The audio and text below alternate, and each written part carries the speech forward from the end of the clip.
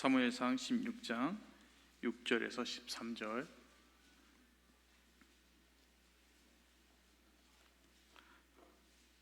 다 펴신 줄 믿고 봉독하도록 하겠습니다.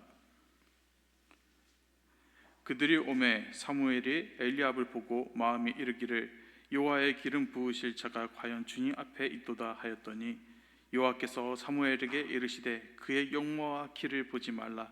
내가 이미 그를 버렸노라.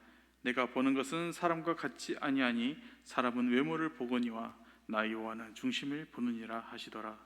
이새가 아비나답을 불러 사무엘 앞을 지나가게 하매 사무엘이 이르되 이도 여호와께서 택하지 아니하셨느니라 하니 이새가 산마로 지나가게 하매 사무엘이 이르되 이도 여호와께서 택하지 아니하셨느니라 하니라. 이새가 그의 아들 7을 다 사무엘 앞으로 지나가게 하나 사무엘이 이새에게 이르되 여호와께서 이들을 택하지 아니하셨느니라 하고 또 사무엘이 이새에게 이르되 내 아들들이 다 여기 있느냐. 이새가 이르되 아직 막내가 남았는데 그는 양을 지키나이다. 사무엘이 이새에게 이르되 사람을 보내어 그를 데려오라. 그가 여기 오기까지는 우리가 식사 자리에 앉지 아니하겠노라. 이에 사람을 보내어 그를 데려오매 그의 빛이 붉고 눈이 빼어나고 얼굴이 아름답더라. 여호와께서 이르시되 이가 그니 일어나 기름을 부으라 하시는지라. 사무엘이 기름 뿔병을 가져다가 그의 형제 중에서 그에게 부었더니 이날 이후로 다윗이 여호와의 영에게 크게 감동되니라. 사무엘이 떠나서 라마로 가니라. 아멘. 제가 이전에 대학을 다닐 때 청소년 상담을 공부하게 된 시간이 있었습니다. 이제 그 과목 중에 한 교수님께서 좀 특이한 과제를 내어주셨습니다. 그리고 어떻게 보면 좀 쉽다 하면 쉽다 할 수 있고 어렵다 하면 어렵다 할 수 있는 과제였는데 그 과제를 하려고 딱 책상에 앉자 쉽게 머리가 정리되지 않았어요. 과제의 내용은 이랬습니다. 나의 묘비명에 남기고 싶은 글이었습니다. 아직 20대 초반의 나이인데 벌써 나의 마지막 때를 생각해야 하고 나의 마지막 말을 남겨야 한다는 게 생각보다 마음을 무겁게 했습니다. 그렇게 일주일 동안 열심히 고민해서 겨우 완성한 글이 바로 무엇이었냐면 하나님의 마음에 합한 자 주님의 뜻을 다 이루고 이 자리에 잠들다였습니다. 성경에서 좋은 건 다 가져다가 써서 완성한 글이었죠. 솔직히 그때의 제가 어떠한 심정으로 이런 글 썼는지 지금 생각하면 좀 모르겠습니다. 제게 있어서 그때를 돌아보면 약간 흑역사 같은 거라서 하나님의 마음에 합한 자 이 문장만으로도 지금 솔직히 제가 말해도 너무 부담스러워 죽겠는데 거기에다가 주님의 뜻을 다 이루었다. 엄청 건방지죠. 아주 그때는 제가 봤을 때 간땡이가 부었던 것 같습니다. 그러면서 또 멋있게 또 마무리 지었습니다. 이 자리에 잠들다. 지금 다시 돌아보면 정말 20대 나는 어떻게 살았고 무엇을 생각하면 그렇게 나댔는지 궁금하기도 합니다. 그런데 이번 설교를 이렇게 준비하면서 다시 그때 시절을 돌아보면서 제가 작성한 글을 생각하면서 하나님의 마음에 합한 자라는 것에 다시 한번 고민하게 되었습니다. 하나님의 마음에 맞는 사람, 말은 너무나도 아름답지만 동시에 너무나도 부담스러운 말이죠. 성경은 하나님이 다윗을 두고 이렇게 증언하고 있습니다. 사도행전 13장 22절을 보시면 내가 이새의 아들 다윗을 만나니 내 마음에 맞는 사람이라 내 뜻을 다 이루리라 하시더니 바로 이 말씀 통해서 오늘 설교의 핵심을 한 문장으로 먼저 말씀드리고 시작하고자 합니다. 오늘의 설교의 결론은 이겁니다. 하나님은 겉모습이나 조건이 아니라 중심을 보시고 그 중심을 하나님 사랑과 경외로 새롭게 하셔서 하나님의 뜻을 이루게 하신다입니다. 그렇게 오늘 설교는 다윗처럼 멋진 사람이 되어라 라는 이야기로 끝나지 않고 하나님이 무엇을 보시는지 그리고 하나님이 어떻게 사람의 중심을 만지시는지를 함께 붙드는 시간이 되었으면 합니다. 하나님께서는 다윗의 무엇을 보셨기에 성경에 다윗을 두고 내 마음에 맞는 사람이라고 증언하는지 오늘 함께 살펴봤으면 합니다. 그럼 가장 먼저 우리가 해야 될 것은 배경을 짚고 넘어가야 합니다.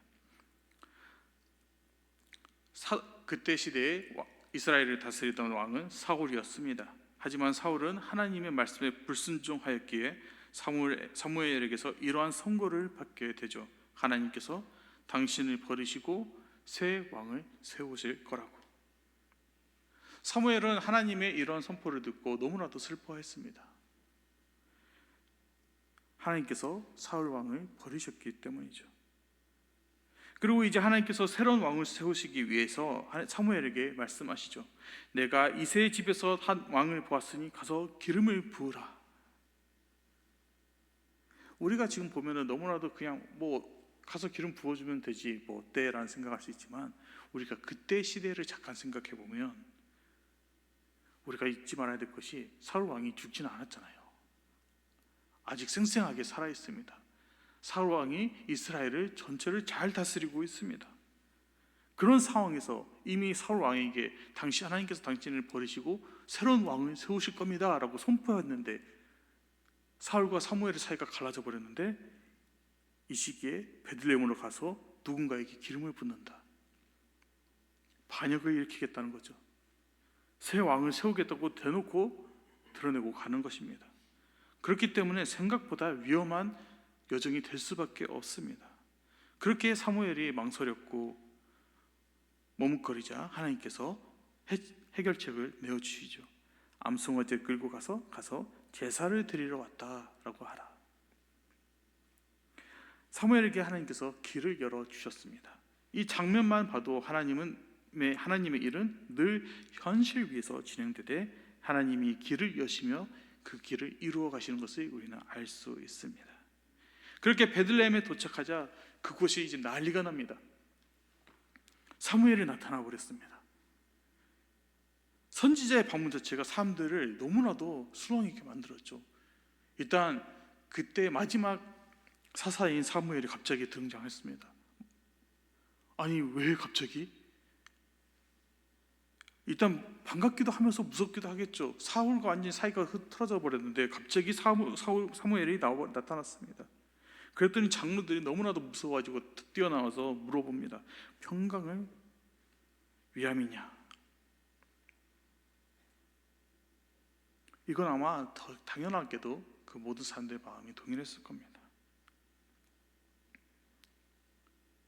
당연히 이제 제사를 드리러 왔다 이렇게 그들을 안심시키고 이새의 집에 들어가 아들들을 불러 모읍니다. 이 장면을 갖는 의미가 정말 큽니다.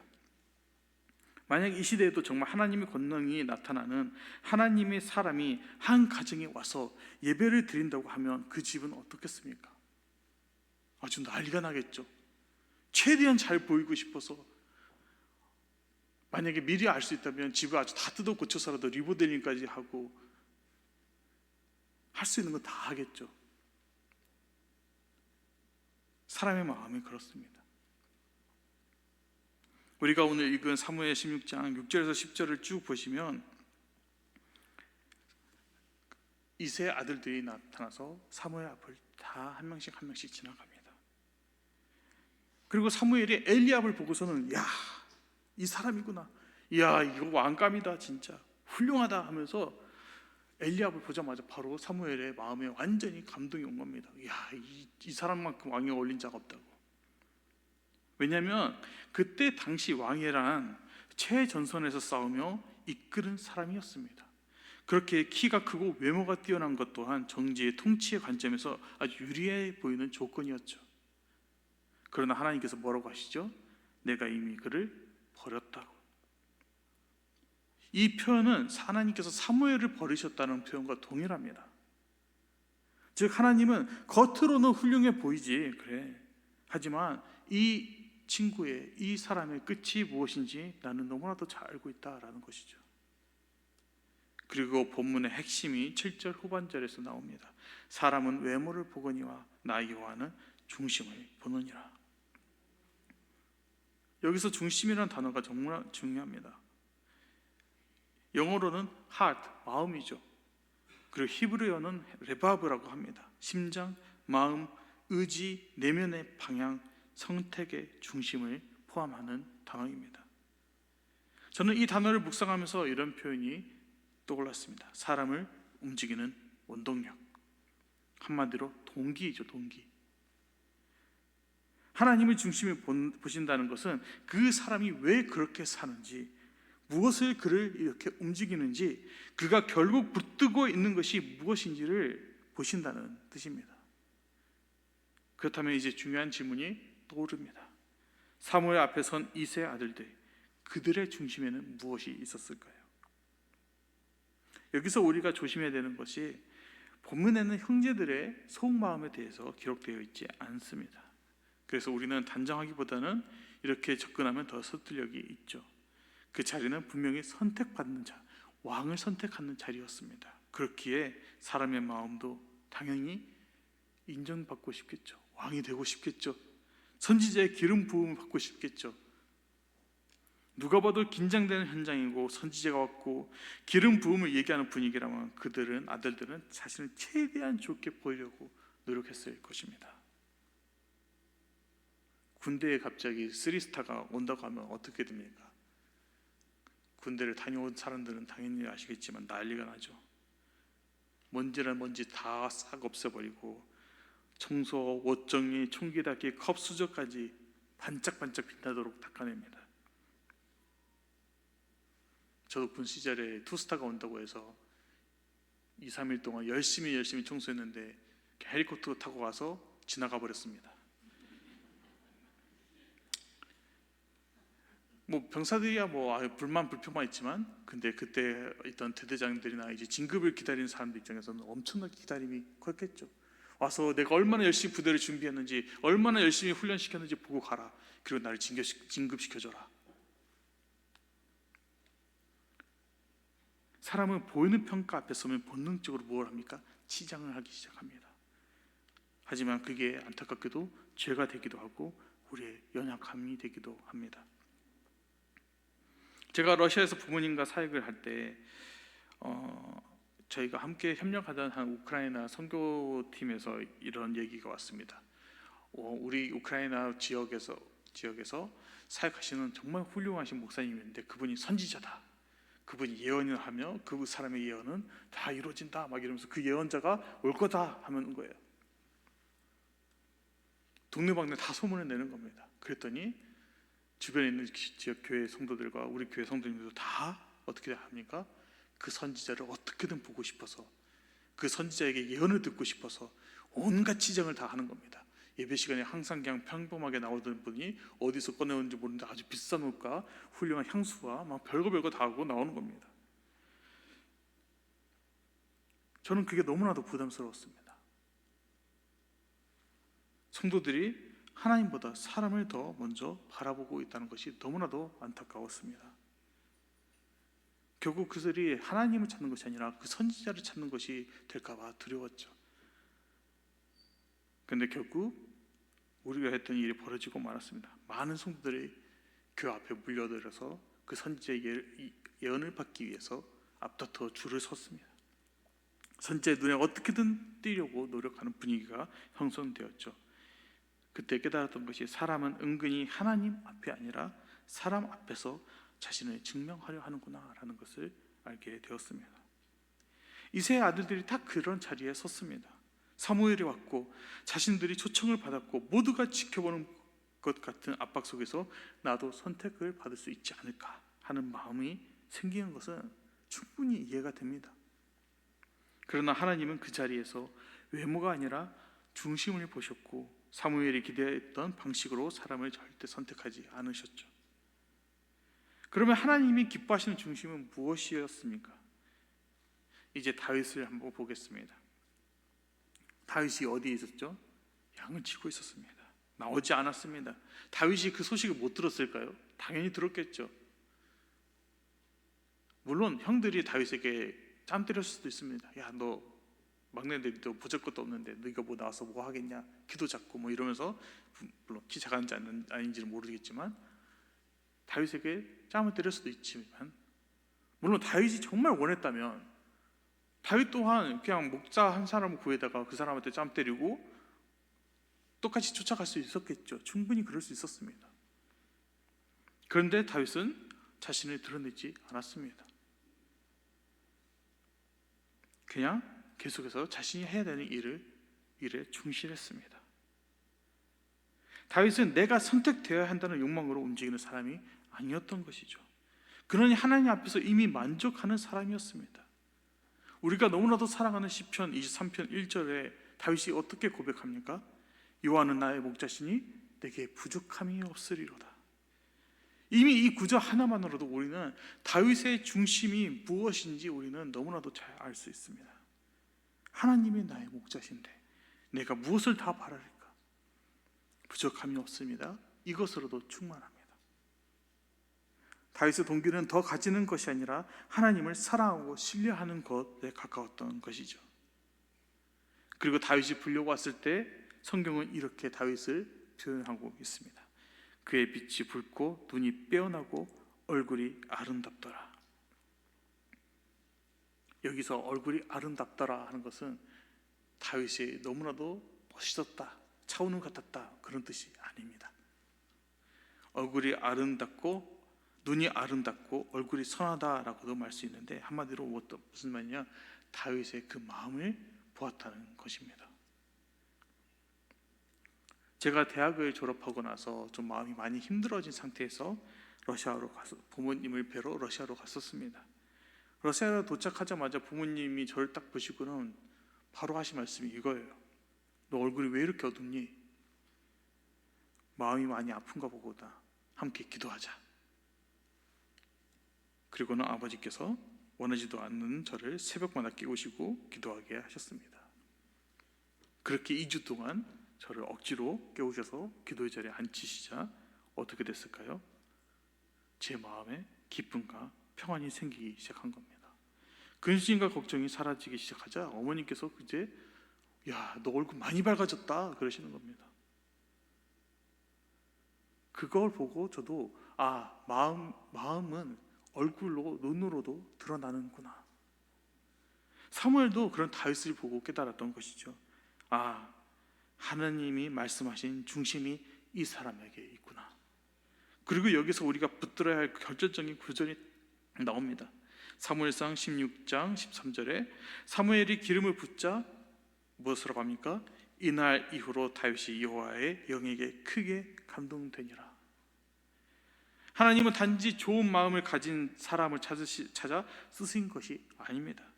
하나님은 다윗의 중심을 보셨고 동시에 성령으로 다윗의 중심을 붙드셔서 하나님의 뜻을 이루게 하신 것입니다. 우리의 중심이 스스로 완성되지 않습니다. 하나님이 성령으로 붙드실 때 그 중심이 끝까지 유지되고 열매를 맺을 수 있다는 것입니다. 그래서 다윗의 중심을 조금 더 구체적으로 보면 다윗 안에는 하나님을 향한 사랑과 믿음과 경외함이 분명히 존재했습니다. 어떤 일이 다가와도 하나님을 찾는 중심, 쓰러져도 다시 일어나는 중심, 하나님이 나와 함께 하시는 것만으로도 만족한다는 그 중심, 이런 중심이 다윗의 삶을 움직이는 동기였던 것이죠. 다윗의 경외가 어떤 장면에 드러나는지 우리는 너무나도 잘 알고 있습니다. 골리앗 사건에서 단지 용감한 청년이 아니라 하나님의 이름을 향한 거룩한 분노를 가진 사람으로서 등장합니다. 사무엘상 17장 26절에 다윗이 골리앗의 망언을 듣고 뭐라고 합니까? 이 할례받지 않는 블레셋 사람이 누구에게 살아계신 하나님의 군대를 모욕하겠느냐? 그러면서 골리앗에게 선포하며 나아가죠. 너는 칼과 창과 단창으로 내게 나오거니와 나는 만군의 여호와의 이름 곧 네가 모욕하는 이스라엘 군대의 하나님의 이름으로 내게 나아가거노라. 오늘 여호와께서 너를 내 손에 넘기시리니 내가 너를 쳐서 내 목을 베고 온 땅으로 이스라엘의 하나님이 계신 줄 알게 하겠다. 자신보다 2배가 넘는 덩치를 가진 사람에게 그저 아무것도 아닌 청년이 이런 용기를 갖고 나아갑니다. 분노를 갖고 나아갑니다. 그냥 정신이 나가서 혈기로 나가는 게 아니라 하나님의 이름이 모욕받았다는 그것에 너무나도 화가 나서 주체할 수 없어 하나님의 이름을 선포하며 나아간 것입니다. 내가 잘 되고 싶다기보다는 하나님의 이름이 영광 받으셔야 한다는 그 진료 하나로 나아간 것입니다. 이것이 바로 하나님 마음에 합한 자입니다. 또 다른 장면도 있죠. 다윗은 하나님을 너무나도 경외하였기 때문에 하나님이 세우신 사람에게 또한 극도의 겸손함을 보였습니다. 설사 그 사람이 하나님께서 버리셨다 할지라도. 사울에게 쫓기고 있을 때 다윗은 사울을 끝낼 수 있는 몇 번의 기회가 있었습니다. 그의 부하들이 지금 사울을 죽여도 된다, 제가 가서 목을 취하겠습니다 할 때마다 다윗이 뭐라고 합니까? 하나님의 기름 부은 받은 자를 내 손으로 해할 수 없다. 내가 심판할 수 없다. 아무리 그 사람이 나의 생명을 위협한다 해도, 하나님께서 사울을 버리셨다 해도 그를 세우신 이는 하나님이시기에 하나님께 심판을 맡겨야 한다라고 믿었던 겁니다. 선지자를 대할 때도 마찬가지입니다. 밧세바 사건으로 죄를 지은 다윗에게 나단 선지자가 나타나서 그에게 손가락질하며 엄청나게 뭐라 합니다. 꾸짖습니다. 그때 다윗이 헷가닥 머리가 돌아버려서 열받아서 저놈을 당장 쳐라 하면은 사무엘은 죽었겠죠. 하지만 다윗은 어떻게 합니까? 바로 엎드립니다.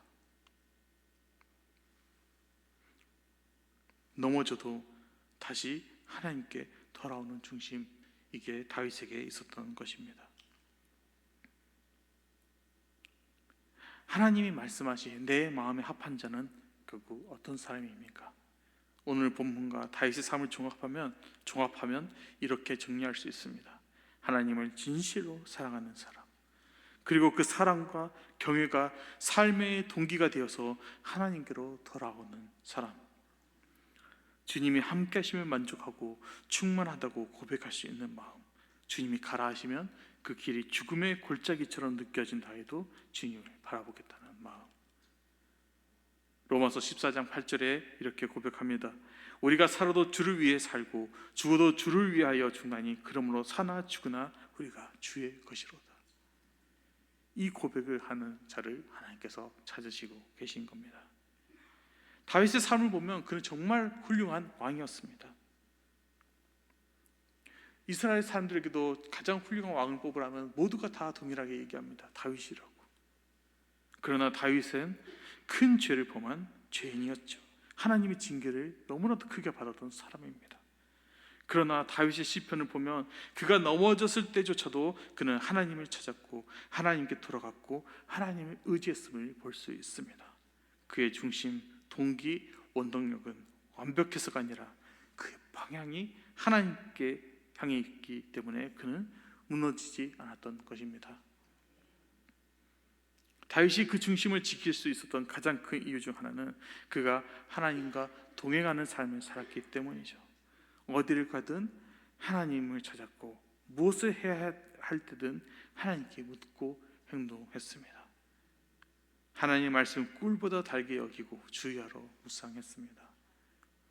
그래서 아무리 상황이 어렵다 해도, 절망 앞에 있어도, 죽음이 다가오는 것처럼 느껴져도 하나님께 돌아올 수 있었던 것이죠.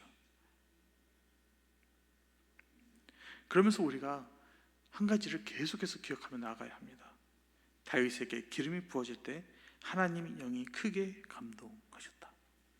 다윗의 중심은 그의 사람만의 의지로 유지되는 것이 아니라 어떻게 된다고요? 성령께서 붙드시기 때문에 완성이 된다는 것입니다. 우리는 흔들리는 시대를 살아가죠. 여러 사건과 사고, 경제적 어려움, 관계의 깨어짐, 가치관의 혼란, 내가 옳다고 주장하는 그 소리가 너무나도 큰 시대 속에서 우리는 살아가고 있습니다. 이런 시대는 너무나도 사람의 마음을 쉽게 흔들고 있습니다. 그래서 우리의 신앙 또한 너무나도 쉽게 겉모습만 잘 포장하는 신앙으로 변질될 우려가 있습니다. 겉으로는 괜찮아 보이는데 안은 메말라 있는 경우가 있다는 것이죠. 반대로 겉은 초라해 보여도 중심이 하나님께 붙어 있으면 절대 흔들리지 않는 사람 또한 있겠죠. 그래서 저는 오늘 설교의 결론을 어떠한 결단으로 나아가는 것이 아니라 점검으로 마무리했으면 좋겠습니다. 우리 자신에게 한번 이번 주 내에 이 질문들을 던져봤으면 합니다. 첫 번째로는 나는 왜 예배하고 있는가? 진짜 내가 예배를 드리는 그 동기는 무엇인가? 두 번째는 요즘 내 선택을 움직이는 원동력은 무엇인가? 하나님의 사랑인가? 사람들의 인정인가? 두려움인가? 체면인가? 그리고 마지막 세 번째는 오늘 내가 할 수 있는 작은 순종 그 한 가지는 무엇인가? 하나님은 외모가 아니라 중심을 보십니다. 그리고 더 놀라운 것은 하나님은 성령으로 우리의 중심을 새롭게 하시고 붙드셔서 하나님의 뜻을 이루어 주십니다. 우리의 중심이 하나님을 향해 있기를 간절히 소망합니다. 하나님의 사랑으로 중심을 세우시고 흔들리는 시대 속에서도 주님의 복음을 담대히 살아내는 우리 공동체가 되기를 간절히 소망합니다. 이 시간 함께 기도하며 나갔으면 합니다. 오늘 말씀을 통해 하나님께서 우리에게 분명히 말씀하셨습니다. 사람은 외모를 보지만 하나님은 중심을 보신다는 것. 우리가 예배를 드리며 섬기며 살아가지만 하나님 앞에서는 결국 얼마나 보였는가가 아니라 무엇이 나를 움직이고 있는가, 내 중심과 동기를 주님께서 보신다는 말씀을 들었습니다. 그래서 오늘은 겉모습을 다듬는 자리로 끝내지 않고 하나님 앞에 중심을 내어드리는 자리로 나가기 원합니다.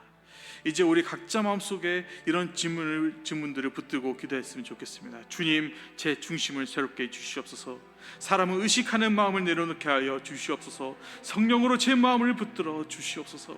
다윗에게 기름을 부으실 때 성령님께서 임하셨던 것처럼 오늘도 주님께서 우리를 붙들어 주시고 우리의 동기를 하나님의 사랑으로 바꿔주시길 간절히 원합니다. 개인의 삶과 가정, 다음 세대와 교회까지 주님께서 중심을 바로 세워주시길 간절히 구하며 우리 함께 주여 세 번 부르짖으며 함심하여 기도하며 나가겠습니다. 주여, 주여, 주여. 하나님 아버지 감사드립니다. 오늘 말씀으로 우리를 비춰주시며 하나님 너무나도 감사드립니다. 사람은 외모를 보지만 주님은 하나님 아버지 우리의 그 중심을 보신다고 하셨습니다. 그 말씀 앞에서 우리의 마음을 숨기지 않게 하여 주시옵소서. 겉모습은 경건한 척하면서도 속으로는 사람의 시선과 인정에 흔들렸다는 것을 하나님 아버지 자백합니다. 예배하면서도 주님보다 사람을 의식했던 마음, 섬기면서도 알아주길 바랬던 마음, 비교하면서 서운해했던 마음을 다 주님께 내려놓습니다. 주여 하나님 아버지 우리의 중심을 불쌍히 여겨주시고 깨끗하게 하여 주시옵소서. 하나님 다윗은 하나님을 사랑하고 경외하는 중심이 그를 움직였음을 하나님 그 말씀을 믿습니다. 주님 우리 안에도 그런 중심을 세워주시옵소서.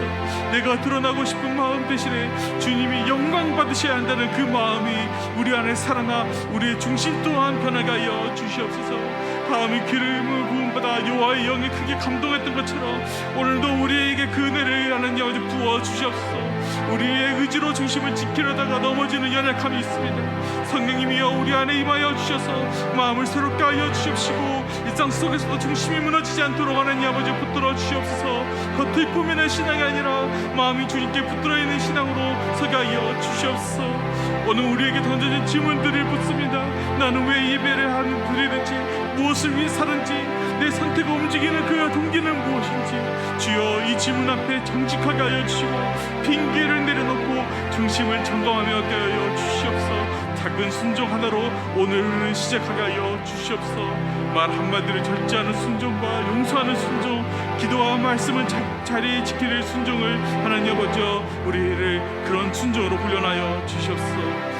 우리 가정과 다음 세대의 중심이 주님께 돌아오게 하여 주시고 교회의 중심도 붙들어 주셔서 사람의 평가가 아니라 주님을 사랑하는 중심으로 예배하고 섬기게 하여 주시옵소서. 주님 오늘 예배 이후에도 우리의 중심이 다시 옛 습관으로 돌아가지 않게 하여 주시고 성령께서 계속 우리 마음을 붙드셔서 주님의 뜻을 이루어 주시옵소서. 하나님 아버지 우리의 기도를 들어주심에 감사합니다. 오늘 주님께서 사람은 외모를 보거니와 여호와는 중심을 보신다 하신 말씀 앞에서 우리의 마음을 숨기지 않고 내어드리게 하심에 감사합니다. 오늘의 결단이 감정으로만 끝나지 않게 하시고 삶으로 이어지게 하여 주시옵소서. 이 예배당을 나간 뒤에도 성령께서 우리의 마음을 붙드시고 우리의 동기를 새롭게 하셔서 주님을 사랑하고 경외하는 중심으로 살게 하여 주시옵소서. 이번 한 주도 보여주기 위한 신앙이 아니라 주님 앞에서 정직한 신앙을 살게 하여 주시고 작은 순종 하나라도 실천하게 하셔서 넘어질 때마다 다윗처럼 다시 주님께 돌아오게 하여 주시옵소서. 우리의 가정과 다음 세대를 붙드시고 교회 공동체가 외형이 아니라 중심이 주님께 붙들리게 하여 주시옵소서. 주님의 뜻을 이루는 공동체가 되게 하여 주시옵소서. 이 모든 영광 주님께 올려드리며 예수 그리스도의 이름으로 기도드렸습니다. 아멘.